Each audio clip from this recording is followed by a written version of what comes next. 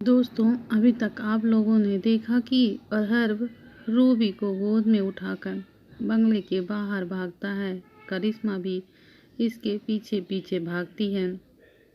अब आगे parking area में जाकर एक गाड़ी खोलकर रूबी को उसने फ्रंट सीट पर लेटा देता है और खुद ड्राइवर सीट पर बैठने ही वाला होता है कि तभी करिश्मा बोल पड़ती है, क्या मैं भी चलूं साथ? अथर्व उसकी तरफ देखकर फटाफट बोलता है, नहीं, उसकी ज़रूरत नहीं है, तुम घर जाओ, ड्राइवर तुम्हें छोड़ देगा। ये बोलकर अथर्व तुरंत गाड़ी में बैठ के गाड़ी स्टार्ट करता है और वहाँ से निकल जाता है। करिश्मा अपनी मुट्ठियों को कसे वहीं खड़ी रहती है। हॉस्पिटल के रास्ते में अथर्व रूबी का हाथ लगातार पकड़े रहता है और गाड़ी को फुल स्पीड में चलाता है। रूबी को बेहोश देखकर अथर्व का दिल जैसे फटने वाला हो। ओह गॉड रूबी, क्या हो गया है तुम्हें? होश में आओ प्लीज। अथर्व गाड़ी की स्पीड बढ़ा देता है। थोड़ी ही देर में वो हॉस्पिटल पहुंच जाता है। अथर्व रूबी को अपनी बाहों में ब्राइटली स्टाइल में उठाकर एक डॉक्टर के केबिन में घुस जाता है। डॉक्टर, इसे देखिए ना प्लीज, अचानक बेहोश हो गई है, प्लीज देखिए क्या हुआ है। वहाँ चेयर पर बैठी डॉक्टर हैरान थी। ओ गॉड, इन्हें यहाँ लेकर आइए, यहाँ बेड पर लेटा दीजिए। वो तुरंत रूबी को साइड के एक चेकअप वाले बेड पर लेटाने को बोलती है और स्टेथोस्कोप लेकर चेक करना शुरू कर देती है। डॉक्टर रूबी का चेकअप करती है और अथर्व साइड में घबराया हुआ तेज धड़कनों के साथ बस बेहोश रूबी को देखे जा रहा था। डॉक्टर, इसे क्या हुआ है? ये ठीक तो है ना?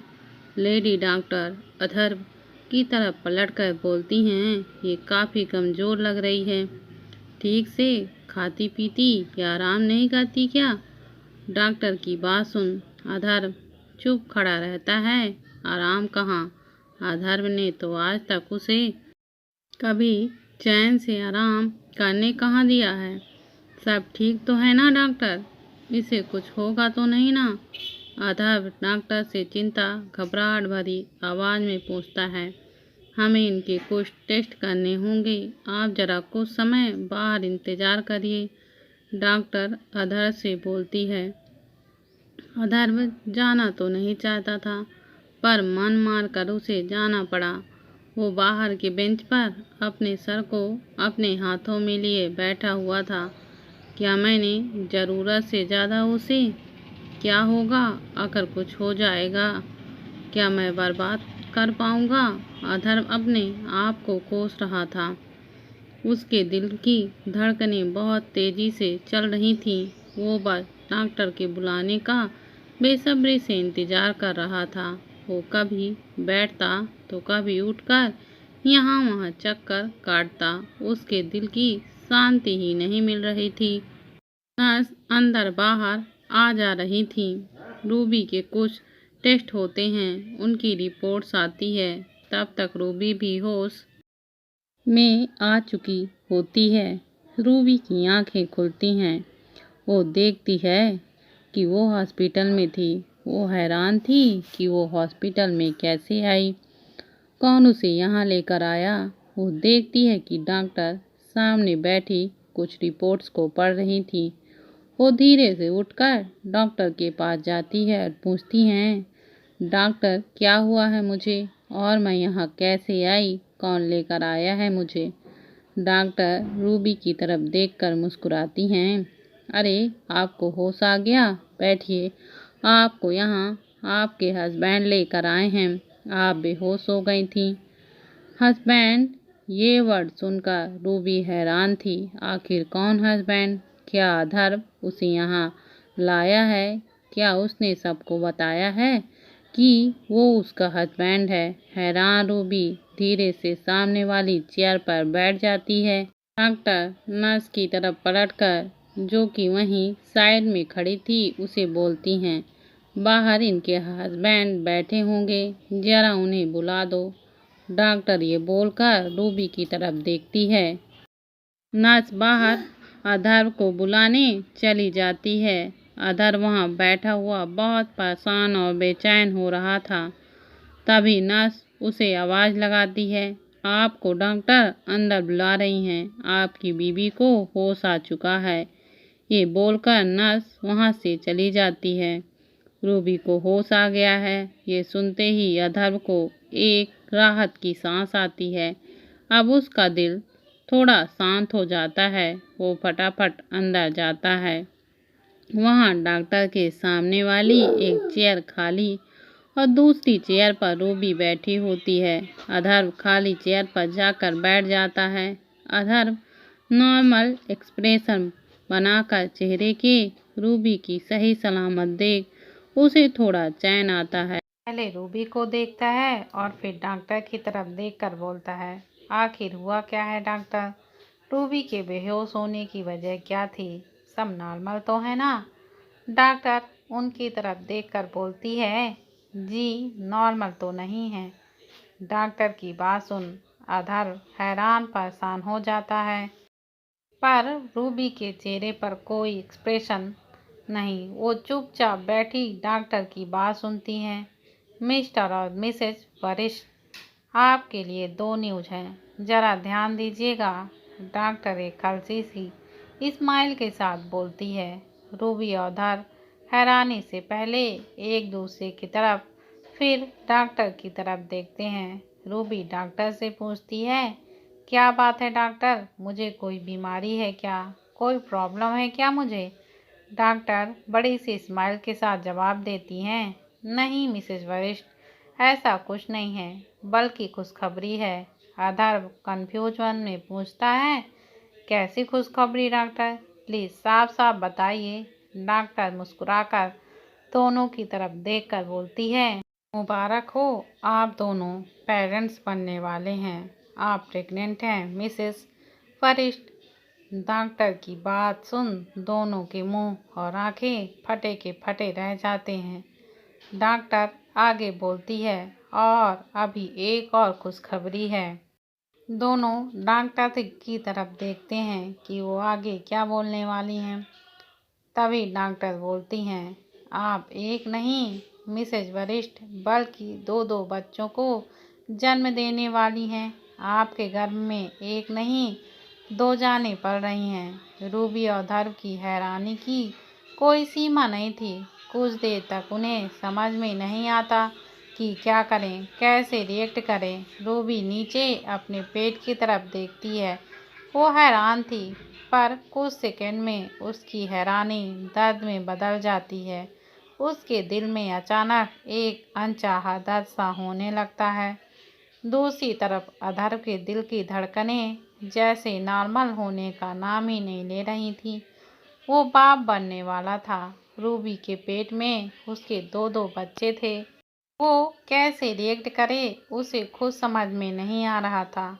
उसका दिल जैसे खुशी से उछलने लगा था, जैसे उछलकर अभी सीने से बाहर गिरेगा। रूबी डॉक्टर की तरफ देखकर बोलती है, बट डॉक्टर, मैं तो हमेशा कंट्रोसेप्टिव पिल्स लेती थी, फिर कैसे कंसीव हुआ? ये सुन डॉक्टर हैरान हो जाती हैं। क्या? ओ, अगर ऐसा है तो हमें कुछ टेस्ट और करने होंगे, ये देखने के लिए कि बच्चों की हेल्थ ठीक है या नहीं। बच्चों की हेल्थ ठीक है या नहीं, ये सुनकर जैसे अधर्व को जागी सा दर्द हुआ सीने में। उसकी फदर एक्टिव अचानक से जगने लगी थी। डॉक्टर रूबी की तरफ देखकर बोलती है, मिसेस वरिष्ठ, बहुत कम केसेस में ऐसा होता है, लेकिन ये होता है कि कभी कभी कंडोम या पिल्स कंसीव होने से रोक नहीं पाते। आपके केस में भी यही हुआ है। आप 2 महीने से प्रेग्नेंट हैं। मैं हैरान हूँ, अभी तक आपको पता कैसे नहीं चला। अब आप ज़रा मेरे साथ आइए, आपके कुछ टेस्ट करने बाकी हैं। रूबी के टेस्ट होने लगते हैं। अधर को बाहर वेट करने को बोला जाता है। अधर का दिल अचानक ही प्रार्थना करने लगता है कि रिपोर्ट्स नॉर्मल हो, बच्चे ठीक हो। 1 घंटे बाद अधर को दोबारा अंदर बुलाया जाता है। अधर्व अंदर आकर चेयर पर बैठ जाता है और चिंता भरी आवाज में पूछता है, क्या हुआ डॉक्टर? सब नॉर्मल है ना? मेरे बच्चे हेल्दी तो है ना? डॉक्टर मुस्कुराकर बोलती है, जी मिस्टर वरिष्ठ, आपके दोनों बच्चे सेफ और हेल्दी हैं। ये बात सुन अधर्व का दिल राहत की सांस लेता है और उसके चेहरे पर एक स्माइल आ जाती है। आज उसे अजीब सी खुशी महसूस हो रही थी। ऐसा लग रहा था कि जैसे बदले की आग में बरसों से जलते हुए उसके दिल पर किसी ने ठंडे पानी की बाल्टी दे मारी। बहुत सुकून था। वहीं रूबी चुपचाप बिना किसी एक्सप्रेशन के सर झुकाए बैठी थी, जैसे किसी गहरी सोच में डूबी हो। लेकिन मिस्टर वशिष्ठ मिसेस वरिष्ठ काफ़ी कमज़ोर लग रही हैं। इनके शरीर में ज़्यादा ताकत नहीं लग रही है। इन्हें बेहतर डाइट और खूब आराम की ज़रूरत है। मैं कुछ विटामिन की टेबलेट लिख देती हूँ, आप टाइम पर देते रहिएगा और ध्यान रहे इन्हें ज़्यादा किसी बात का स्ट्रेस ना हो। प्रेगनेंसी के पहले 3 महीने बहुत नाजुक होते हैं। इनमें मिसगैरेज के बहुत ज़्यादा चांस रहते हैं, तो इनका खूब ध्यान रखिएगा। अधर्व फटाक से हाँ में सिर हिलाता है। जी डॉक्टर, मैं पूरा ध्यान रखूँगा। डॉक्टर दवाइयाँ लिखने लगती हैं। तभी रूबी की आवाज़ सुन डॉक्टर और अधर्व दोनों दंग रह जाते हैं। I want abortion, Ruby doctor की तरफ स्टैंड फेस करके बोलती है। उसके चेहरे पर कोई एक्सप्रेशन नहीं थे, लेकिन अधर्व और डॉक्टर शॉक्ड थे। डॉक्टर, मुझे अबॉर्शन कराना है, अभी के अभी। क्या प्रोसीजर है?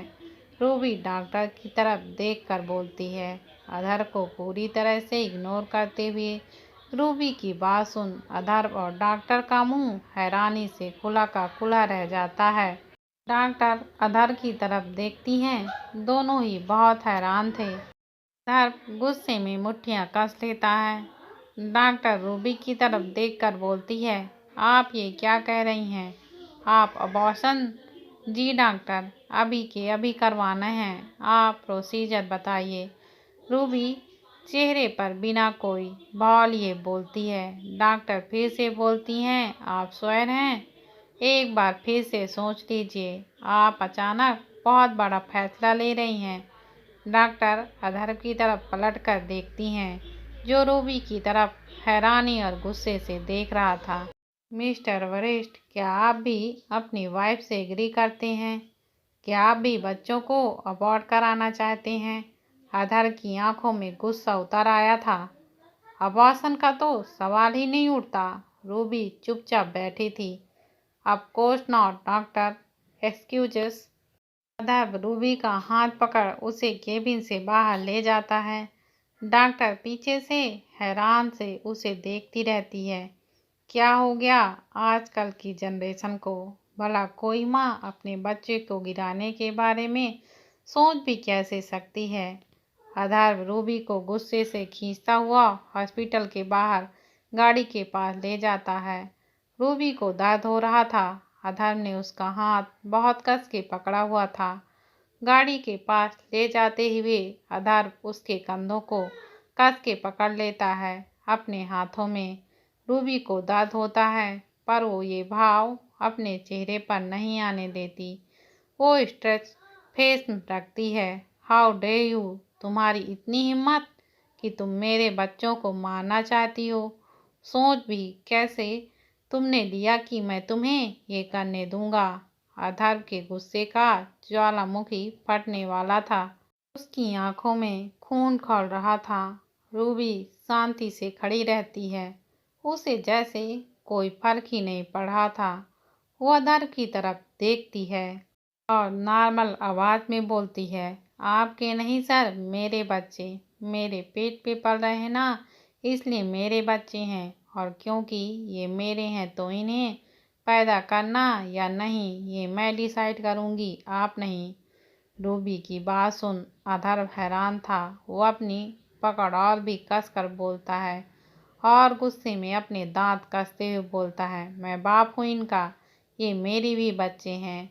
अधर्व की इस बात पर रूबी बोलती है, मैं आपकी बीवी नहीं हूँ सर, जो मेरे बच्चों पर अपना हक जता रहे हैं। क्या आप भूल गए हैं?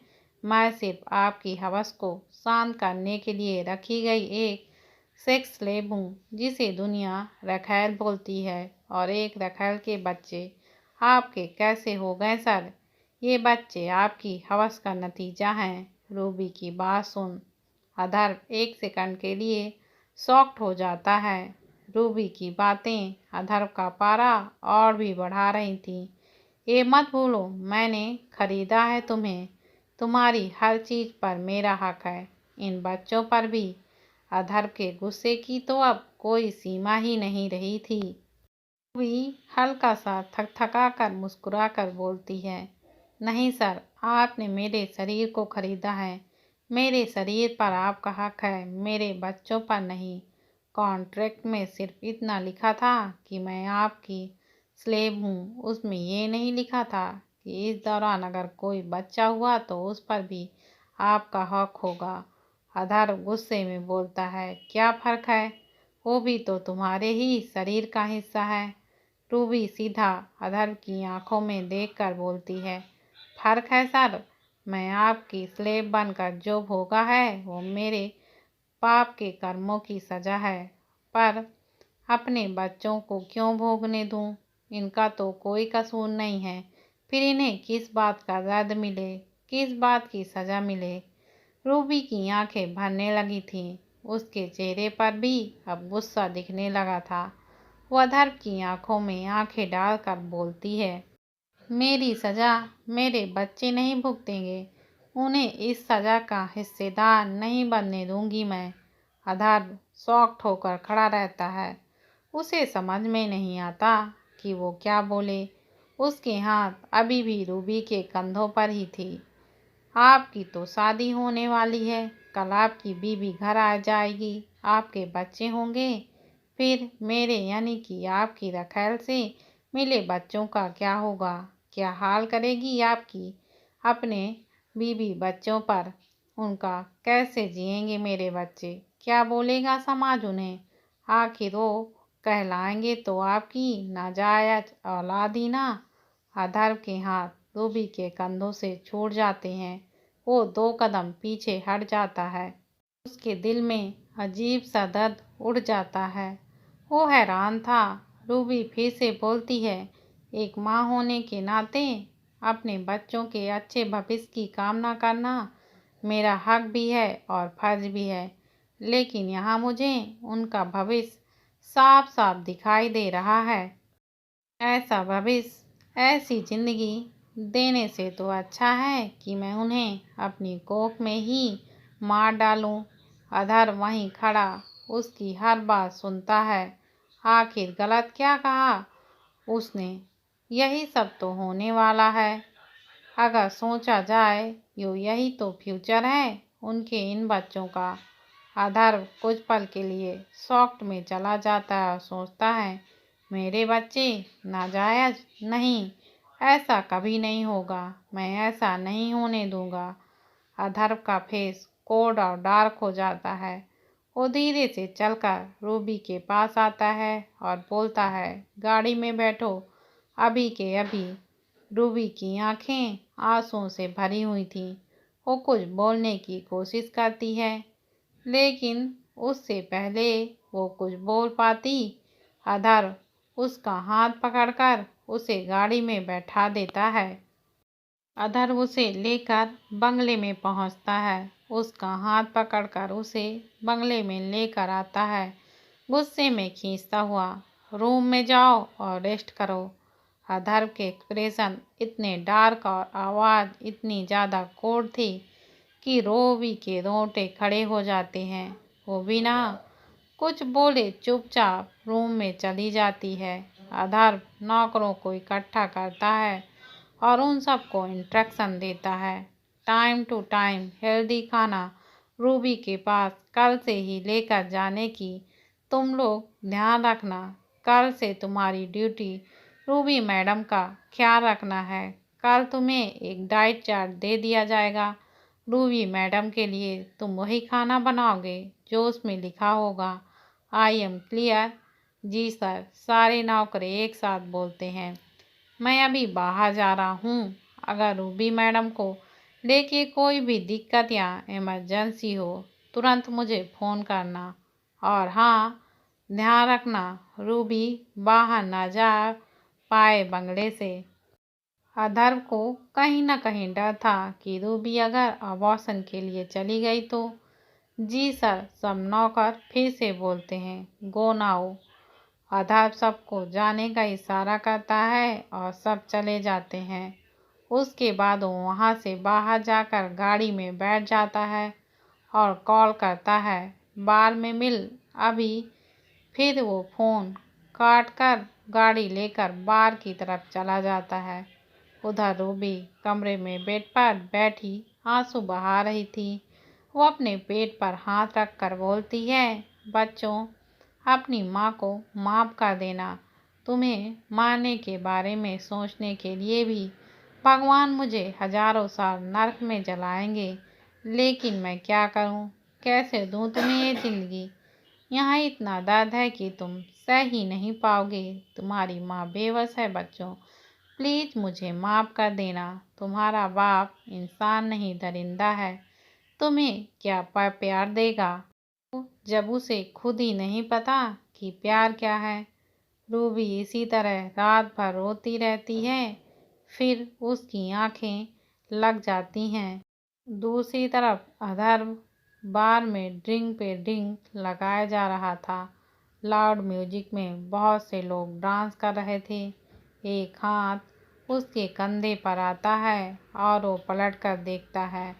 रोहन अपने थोबड़े पर थोड़ा चिंता का भाव लिए खड़ा था। What happened bro? इतना अर्जेंट में क्यों बुलाया? सब ठीक है ना? रोहन थोड़ा चिंता से भरी आवाज में पूछता है। अधर्व एक और ड्रिंक लगाकर बोलता है, वो प्रेग्नेंट। ये सुनते ही रोहन कंफ्यूज हो जाता है। कौन? करिश्मा? रोहन उसके बगल वाली चेयर पर बैठ अपने लिए भी एक ड्रिंक मंगवा लेता है। अधर्व उसकी तरफ पलट कर बोलता है, it's not her Ruby, she is pregnant with my twins. ये सुनते ही रोहन की आंखें बड़ी हो जाती हैं और मुंह खुला का खुला रह जाता है। प्रेग्नेंट, वो भी ट्विंस के साथ? Oh man, wow, congratulation bro. Rohan की तो खुशी का ठिकाना ही नहीं था। क्या गजब न्यूज़ मिली है। फाइनली अब दो आ रहे हैं।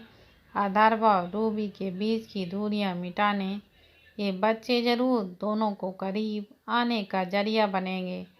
रोहन ऊपर देखकर मन ही मन बोलता है, भगवान तू है, आज मान गया मैं कि तू है। Thank you God, thank you so much. तभी अधर्व की अगली बात रोहन के चेहरे की स्माइल एक झटके में छीन लेती है। She want to abort my children. Rohan की आंखें हैरानी से फट जाती हैं। व्हाट? तभी अधर्व उसे वो सब बातें बताता है जो रूबी ने उससे कही थी कि वो क्यों अबॉर्शन चाहती है। रोहन मामले की गहराई और रूबी के इमोशंस को अच्छे से समझता है। वो एक गहरी सांस लेकर बोलता है, वो सही कह रही है, करने दे उसे। अधर्व चौंक कर रोहन की तरफ देखता है। दिमाग फिर गया है तेरा? तू जानता है क्या बोल रहा है? अपने बच्चे को माँ जाने दूं, सोचा भी कैसे तूने? अच्छा, और क्या करेगा तू, ये बता जरा। पैदा करवाएगा उन्हें, फिर क्या? रूबी ने जो भी बोला है वो सच नहीं लगा तुझे? क्या यही भविष्य नहीं है उन बच्चों का? क्या हम दोनों नहीं जानते कि करिश्मा कैसी है? क्या तुम्हें लगता है कि वो तुम्हारे बच्चे को अपनाएगी? रोहन फ्रस्ट्रेट होकर बोलता है। अधर खामोश रहता है, ड्रिंक पे ड्रिंक करता है। रोहन उसके पास आता है और उसके कंधों पर हाथ रख के बोलता है, भाई मैं जानता हूँ कि तू आज भी बदले की आग में जल रहा है। अब वक्त आ गया है, इस आग को बुझा दे। तूने जो बदला लेना था वो ले चुका है, बल्कि उससे भी ज़्यादा, वो भी एक बेकसूर इंसान से। अब ये मत भूल, तू जो रूबी के साथ करेगा उसका असर उसके पेट में पल रहे तेरे बच्चों पर भी होगा। अधर रोहन की बातों को चुपचाप सुनता है। यही बोल रहा था कि अब अगर उसने रूबी के साथ कुछ भी किया तो उसके साथ उसके बेबीज भी हर्ट होंगे।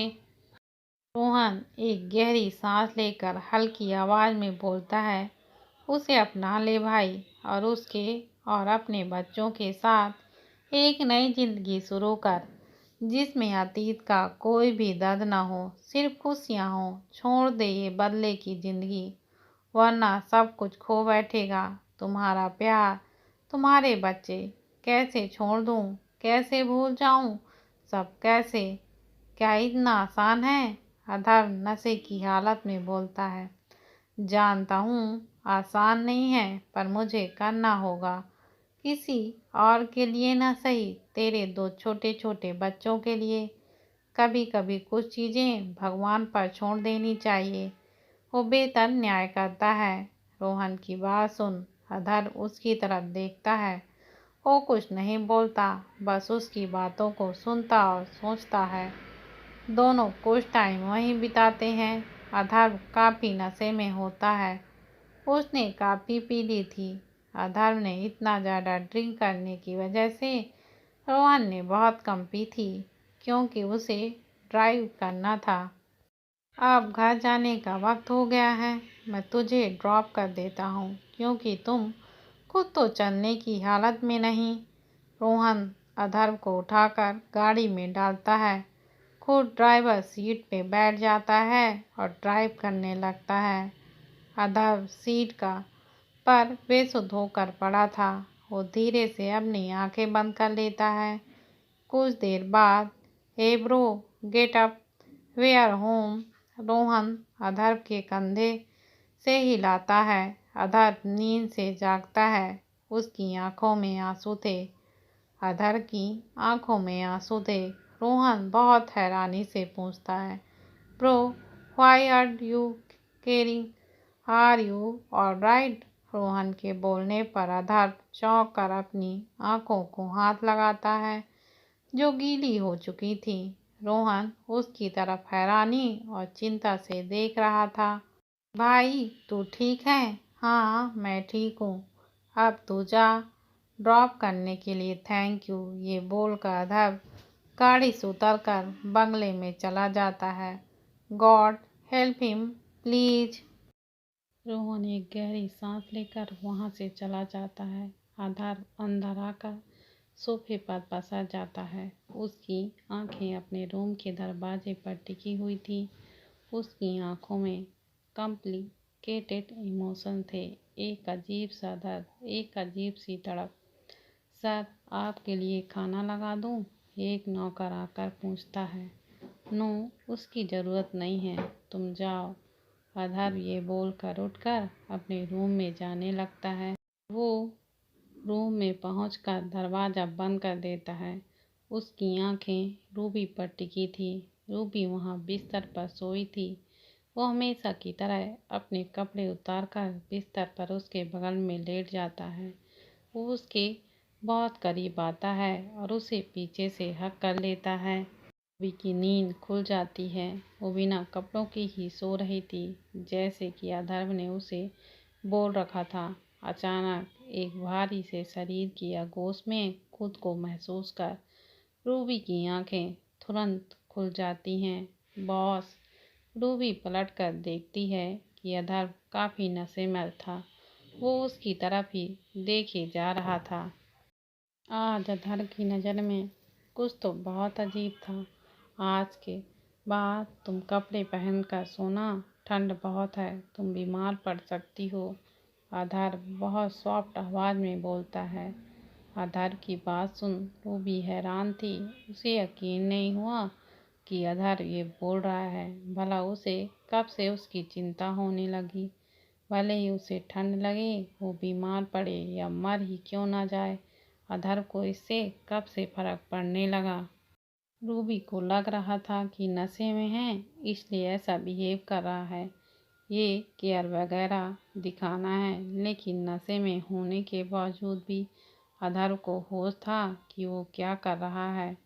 वो रूबी के कंबल के नीचे बिना कपड़ों के शरीर को अपने हाथों से बहुत प्यार से सहलाता है। रूबी कंफ्यूज थी, आखिर अधर कर क्या रहा है। ये सब वो कभी नहीं करता, वो तो बस टूट पड़ता है। आज रूबी को अपने से ज़्यादा अपने बच्चों की चिंता थी। वो बहुत ज़्यादा डरी हुई थी कि अधर्व की हयानियत ने उनके बच्चे को कोई नुकसान पहुंचाया तो।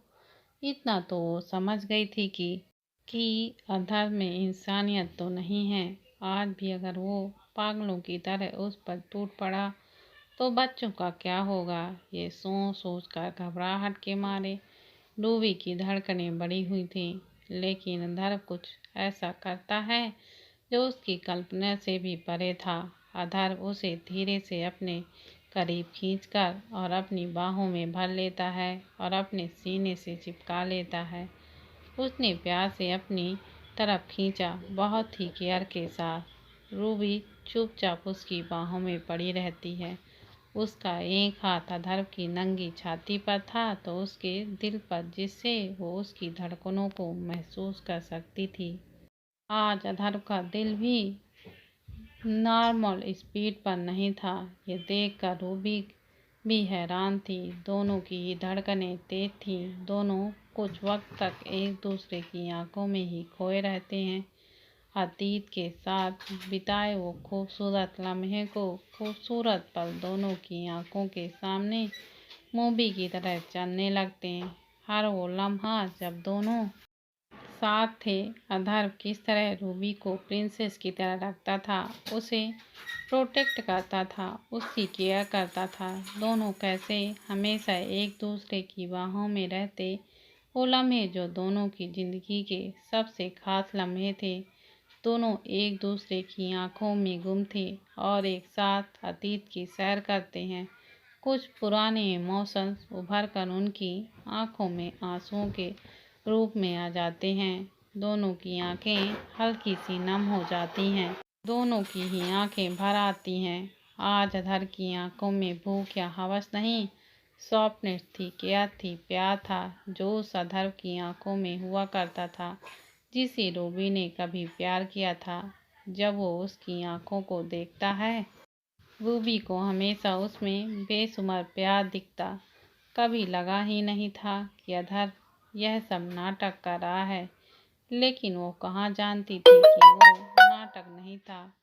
वो जब कभी रूबी के होता था तो वह सब कुछ भूल जाता था, जैसे कि अपना बदला भी।